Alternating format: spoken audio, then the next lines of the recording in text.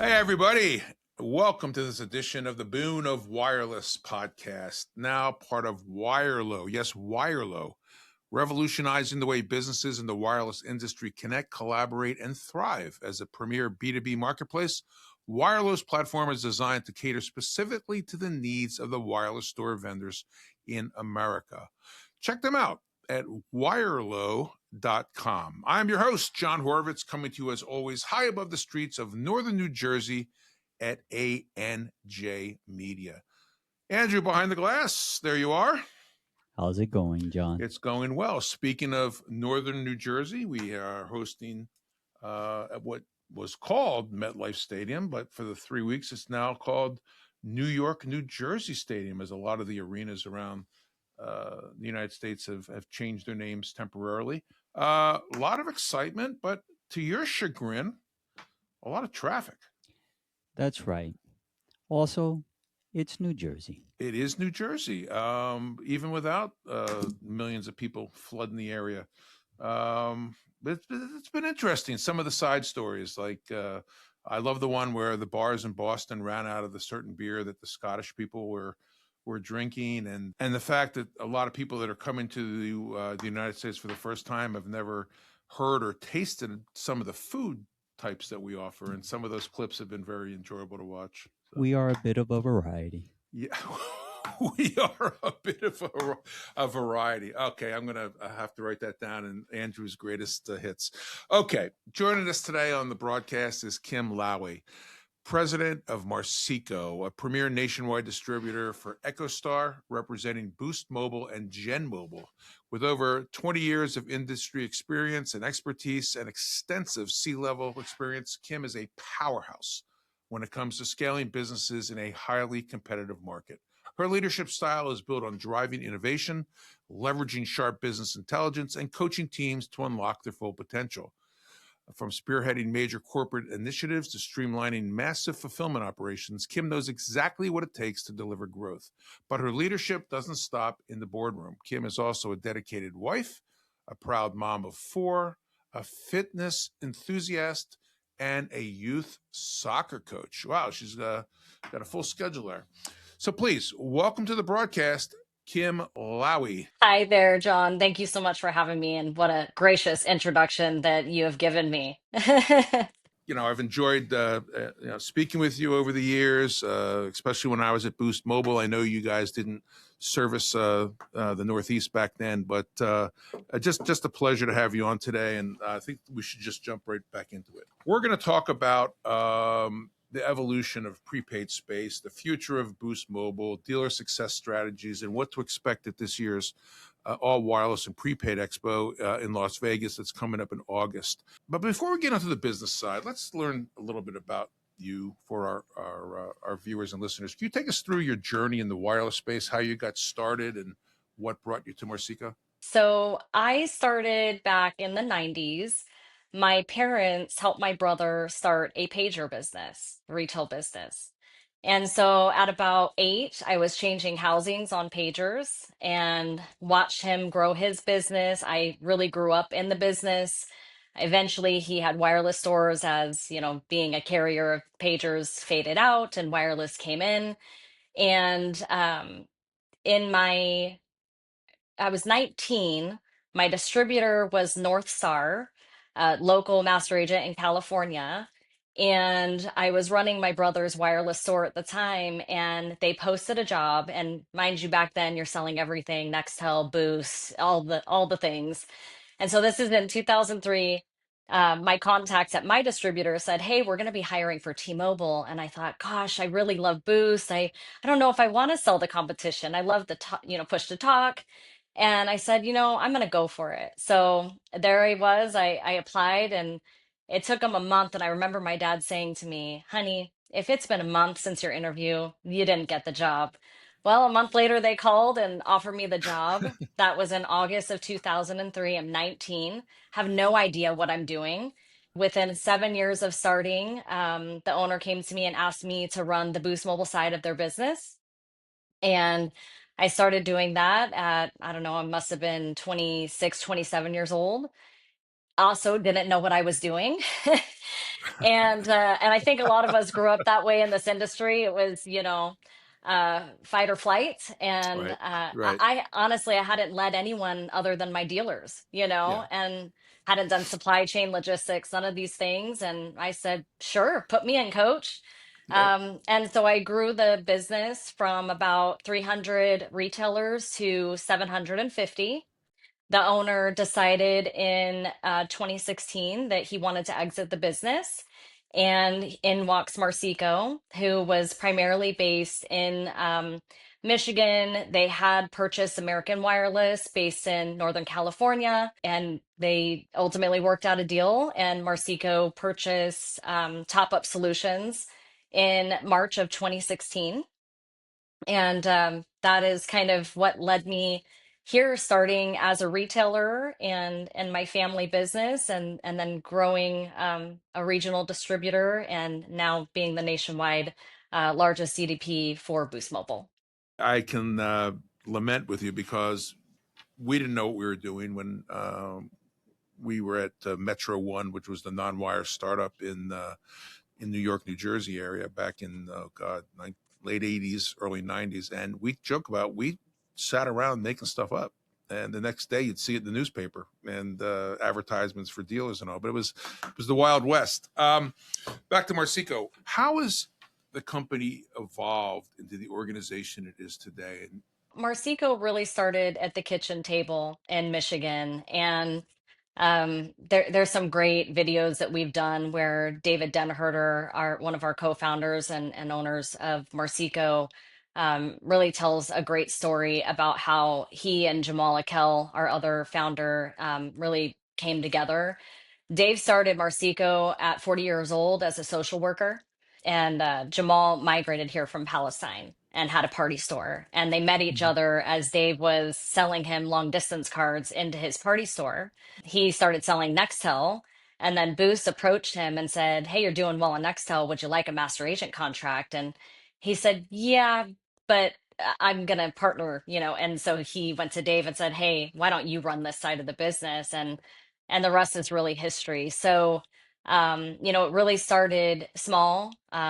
They evolved the business into small markets was their jam, which was really strategic because it wasn't where a lot of the agents were going. They were going into the top five markets. You're seeing Chicago, LA, New York, and they grew in these outer markets, and then started to pursue these acquisitions. And honestly, had they not pursued the initial acquisition of American Wireless in Northern California, they probably wouldn't have been able to get into the West. So it's a really, great story, kind of living the American dream of building a business later in life. I'll tell you this, Marcico, and the reason Dave did here's why.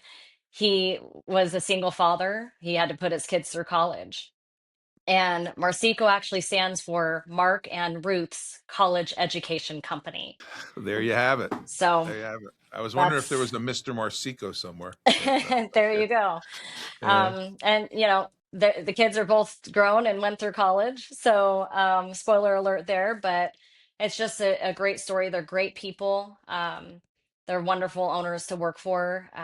They, really employ our staff with a lot of trust and confidence to do what we do, and we have just built an amazing culture at Marcico, hiring people that are smarter than we are to run this business. And we continue to evolve and ideate every day on how we can continue to create value and opportunity. That's our purpose.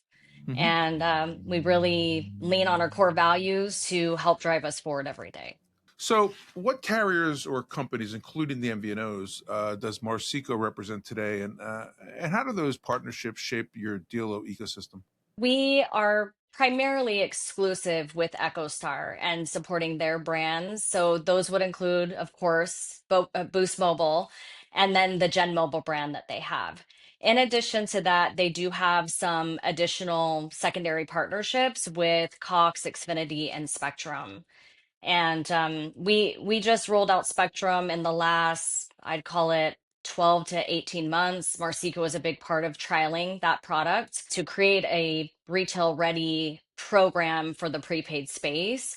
So those are really the primary, and then of course all the OEMs that support the brands. Most of our viewers know what a master dealer does, but can you boil it down to a couple sentences for the newer folks in the audience? What is the role of a master dealer? And every carrier is a little bit different in having a one-to-one relationship or not. Many carriers, if not all, have some sort of distributor model. And the purpose or role that we play between the carrier and the retailer is really evaluating where there are opportunities, finding that new distribution, bringing in, interested business owners, entrepreneurs that want to either get into this business, have experience in the business, and want to grow within the EchoStar ecosystem with one of their brands. And we kind of cover it all. We're willing to bank retailers that maybe don't have all of the capital necessary. I think that's in large part what a distributor does. We're willing to take chances on, smaller retailers that maybe don't have all of the experience and bring our experience and knowledge to them to help them get into the business of owning a business and growing them and helping them understand the shortfall that we've witnessed with our retailers and how to avoid those things and overcome them, finding the right real estate, negotiating leases, how you're going to staff, what systems and tools that you would need to be successful. So, we have a local field team. We live where we work. And that's one of the great things about us as a distributor is that we haven't turned away from understanding or recognizing the real value of having people on the street. And so giving that support at their, in their market where they're at has been pretty strategic and rewarding for us to grow into the size that we are today. How has Marsico managed to cut through the noise and remain one of the leaders in the master dealer space? Really staying true to who we are and continuing to show how we are valuable to the carrier because ultimately we work for Boost and we are here to serve them and provide solutions to issues, problems that they may have, and staying connected with the retailers and really having a good understanding of what's going on in the business and what's working and what's not working. I think for us, it's always trying to stay ahead of the curve, showing that partnership, leaning on our core values and who we are at the root of everything. And I love to describe it as this because Marsico is made up of a lot of organic growth, but also several really large acquisitions that we've made over time. And although we are nationwide and we're now have the largest footprint in the country, we are regional at heart. And I think that's really what makes us really unique is we have a lot of the people that were part of those regional distributors, myself included, that are still at the forefront of the support in our ecosystem. And I think cutting through the noise to really get to the root of the question has been to carry on the legacy of those regionals with our partners and really show them that they're not just a number to us, that we are here to support them and guide them, coach them. And our guarantee is that we will know your name, we will know your challenges and share industry best practices with you. And that's our thing. I've said this many times that the indirect distribution was built on the backs of the independent retailer. That's the lifeblood of this business. I want to ask you a couple things from the dealers' perspective because the dealers have been with us from the start. How do they choose a master dealer that's right for them? What should they be evaluating if you and one of your competitors are both talking to the same Boost retailer? What should they be looking for? I'd be looking for some of the local support. I'd be looking for what innovative solutions they have that are going to help drive my business forward. What kind of analytics and data that they can provide to help me make really informed business decisions. I think that's, again, not to toot our own horn because there's a lot of value in what the other distributors do out there. What I would be looking for as I'm starting out is what are the other things? Not just how much money will they invest in signage and fixtures. That's usually the primary thing people look at. It's what are the other things? What are the little things that they're going to do to support my business because I'm not going to have maybe a VP of IT. I'm not going to have all of these IT, resources and infrastructure and analytics. So I would look beyond, or behind the curtain a little bit at what are those things that can add value to my business long term. Of course, the investment, yeah, that's important too. But those other systems, tools, strategic partnerships that they have with other great companies that are out there. We're partnered with a few of them. Those other benefits that we cover those fees for them, and we do all of the data integration so that they don't have to, and they don't even have to begin to understand how to, and give them access to these platforms to help them understand what their frontline employee is doing right and what they're doing wrong so they can coach them and guide them. So those are some of the things I'd look for. All right. Let's talk about one of my favorite things every year, and that's the All Wireless and Prepaid Expo in Las Vegas. It's coming up this year. At Caesar's Palace, and something is new this year. There's going to be the $100,000 hot seat, a brand new session, and dealers can apply or bring their biggest issues and concerns to 5 C-suite executives, including you. You're going to be on that thing. Congratulations. What made you want to participate in this, and what do you hope the dealers take away from it? I mean, why wouldn't you? What fun does this sound like? I am really excited about it because it gives retailers an opportunity to stump us, and they might. But it's a really great, group of panelists with a lot of knowledge and experience. And we hope that, and I don't want to speak for the group, but I'm just excited to be able to help retailers I mean, I've seen a lot in 22 years, and I've seen, the mistakes that people have made and how they've overcome those things, and what unique things that they do. And so I'm just really excited to share. I'm like a sponge, share all of that knowledge to, with somebody that could possibly transform their business or help them diagnose where there are opportunities in their business, because sometimes you need to step out of the business to really see the business. And I'm hoping this will give people an opportunity. So please come join us. Yep. I Yeah. can't promise we're going to solve all your problems, but we may be able to give you tried and true solutions that we've seen work, Yep. that if nothing else, you can try something different.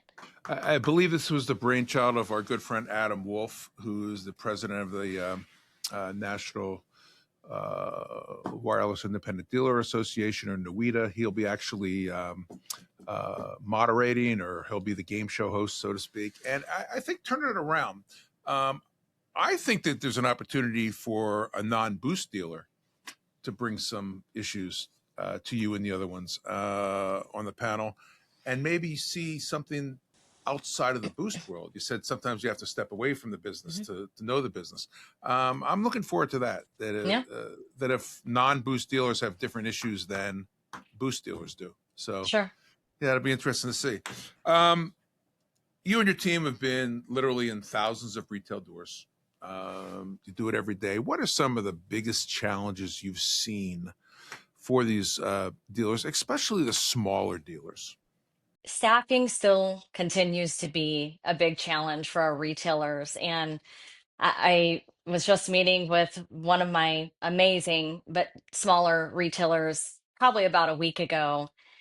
And, they're really struggling with staffing issues. And our business in prepaid is not as simple as it once was. It's really gotten to a level where it's much more like postpaid in this day and age, and you really need a different caliber employee to engage at a level of a postpaid employee. And so that has been, and has always been, I think, there as a challenge.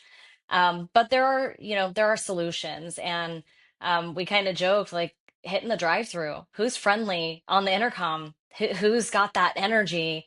And, so we joked we're going to go do a drive-through recruiting activity and hand out business cards and try to hire those, because I don't know anyone that loves to work in food, Yeah. but and smelling like onions after being at Chipotle for a day. But hey, if they're friendly and they're dealing with those kinds of customers, surely Yeah. they can handle the wireless Yeah. retail. So That's very good. That's a great idea. Congratulations. yeah. Talking about Boost, they're evolving, obviously, again under the Echo Star system. How are you at Marseco preparing the Boost dealers for the next wave in changes in prepaid and wireless retail overall? You've got to cut through that noise, and you mentioned that earlier, and not overreact to things, and be really thoughtful about how you prepare. And but to ignore it completely is also not an option. We do dealer business reviews, and we're in a wave of that right now, where we're meeting with every single retailer that we do business with, and I do this at my level as well, and really just have those honest conversations and preparing them, understanding where they want to be in the next 3 to 5 years, and what things they have in place and they're doing well, and where they have challenges, and just helping to strategize with them to overcome that. But to have no plan is not, Yeah. that's not going Yeah. to work. And right now, it's the dog days of summer. Dads and grads only gets us so far. And if you're not ready for back to school right now, you're late. And we have to stay on top of the basics and control what we can control, and being prepared in the slower seasonality that we experience. And it's hard to even judge seasonality anymore. It's not what it was years ago. And so, just staying on top of those things. Let's be good at the basic foundational things that we can control. And then, on the front end with your frontline employees, you've got to keep these guys engaged and motivated. And we've really leaned into gamification. I mean, it's challenging. Back to the staffing, you've got employees that can go DoorDash and Instacart now. So you've got to find ways to give them instant money. And gamification at the front line in wireless is really, I think, the way to keep people engaged and active, and looking at SAC rankings real time.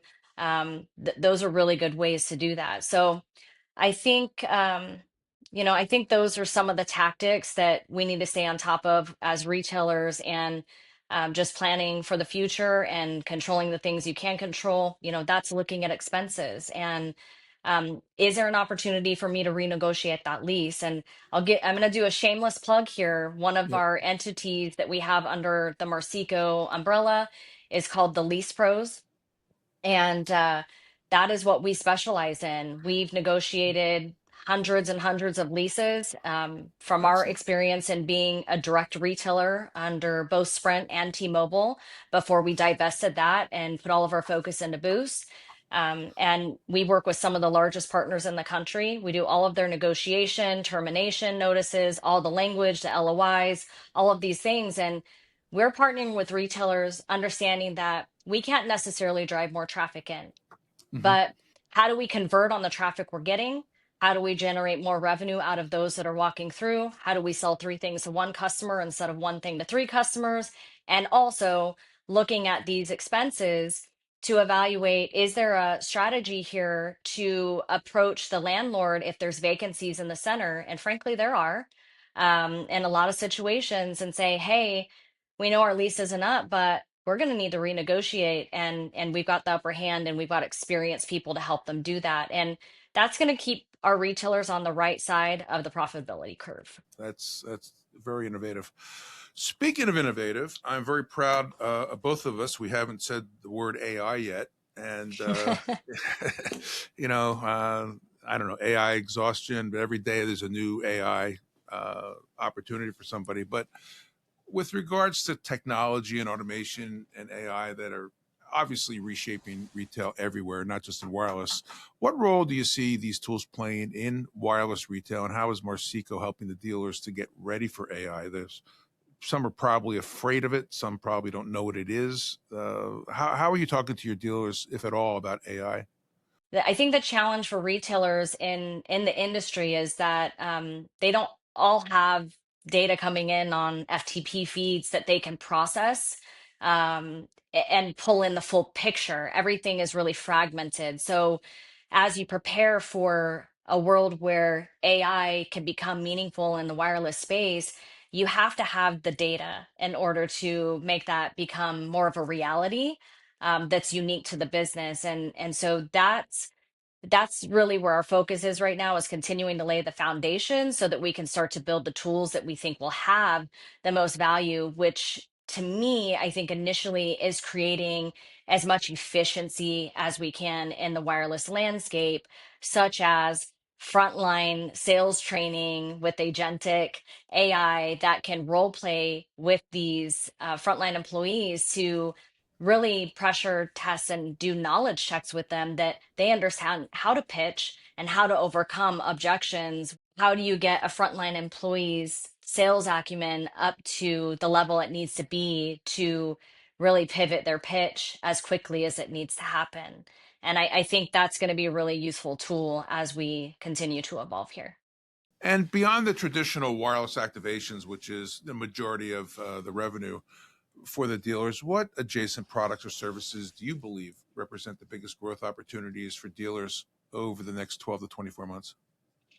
So I'm biased here because most of what we sell is Boost Mobile and Gen Mobile products and Hmm. Hmm. services. So from my lens and my world, a lot of that will be through fixed wireless. And Hmm. you've probably heard that Boost Mobile has a partnership with Starlink. And there's a lot of excitement in the retailer channel, specifically in our Boost branded space, for what that could mean, both from the brand recognition of Starlink, but also that in areas where we've had other fixed wireless opportunities, there's a lot of saturation and there's not a lot of choice for the consumer. So that seems to be of greatest opportunity right now, with how the branded program works and what are they able to bring in and have in their stores. But we're certainly always engaging with Boost on, are there additional solutions? As I mentioned, we helped to trial Spectrum years and years ago. The Xfinity program was actually created by Dave Denherter, our CEO, with Xfinity, and now it's been a big part of our revenue today. So we're always looking at other opportunities that might make sense in the retail space and presenting those to the carrier to see if it's something that they want to put into the branded business for us, and we'll continue to do that. As the president of a major master agent, what leadership principles guide your decision making, especially during times of industry disruption that we're seeing? Big cable came in and took a major market share. You've got, new MVNOs coming on every day. How do you make it work? How do you lead a company like Mercico? I think staying positive.